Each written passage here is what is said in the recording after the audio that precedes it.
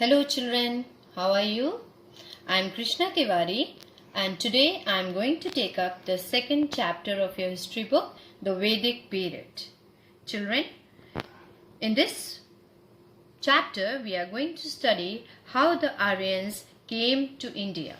They originally lived in Central Asia. The coming of the Aryans marked a new phase in Indian history.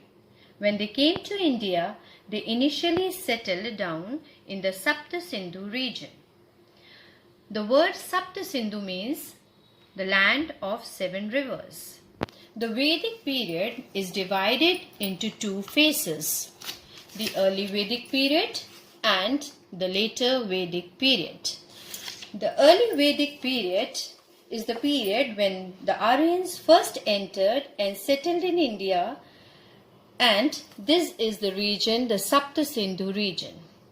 The later Vedic period is the period when they moved towards the east and the southeast and gradually settled in in the Gangetic plains.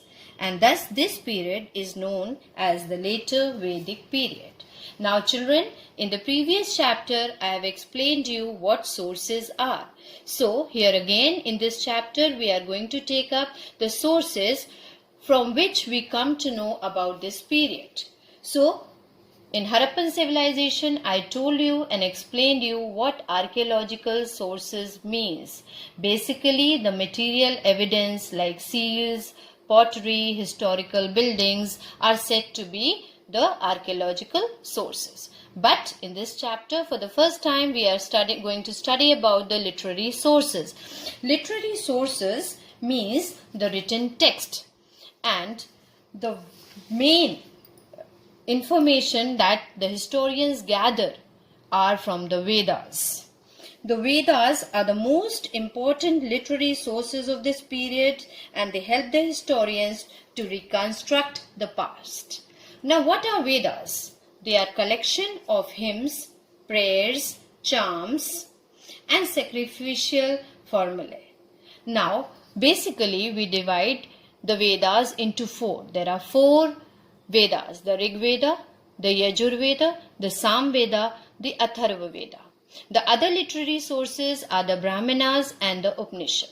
So coming back to the Vedas, the word Veda means knowledge. The Rig Veda is the oldest religious text in the world. It contains 1028 hymns. And children, you all might have heard about the Gayatri Mantra. Some of you might be reciting also. It is the most revered mantra in the Vedic tradition and it is in this Rig Veda. The Yajur Veda, the second one, contains rituals and hymns which were recited during the performance of the sacrifices or the yajnas. Coming to the third Veda, the Sam Veda, it contains 1875 hymns which were chanted during the time of sacrifices and these were made by the priest. The last one, the Atharva Veda, contains 731 hymns and it deals with magic and charm and Gyan, that means knowledge, Karma means action and Upasana, that means. Coming to the next, the Brahmanas, these are also literary texts.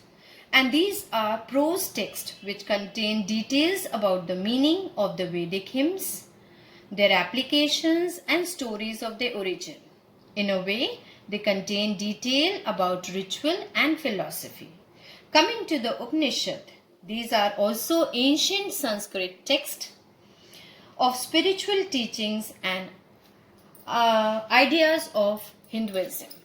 Coming to the next one, the epics. Now there are 2 great epics and these are Ramayana and Mahabharata. Children, you might have heard about Ramayana and Mahabharata.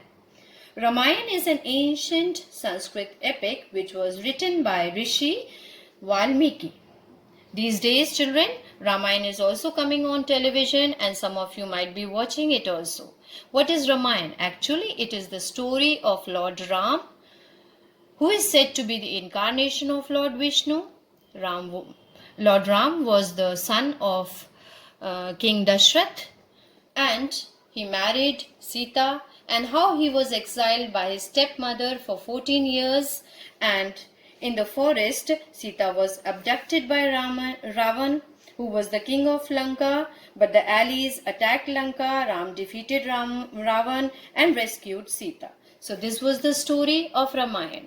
Coming to the another great epic, the Mahabharata, and this epic is written by sage Vyas, and it narrates the story of two sets of paternal cousins, the five sons of the deceased king Pandu and Pandavas, and the 100 sons of blind king Dhritarashtra the Kauravas.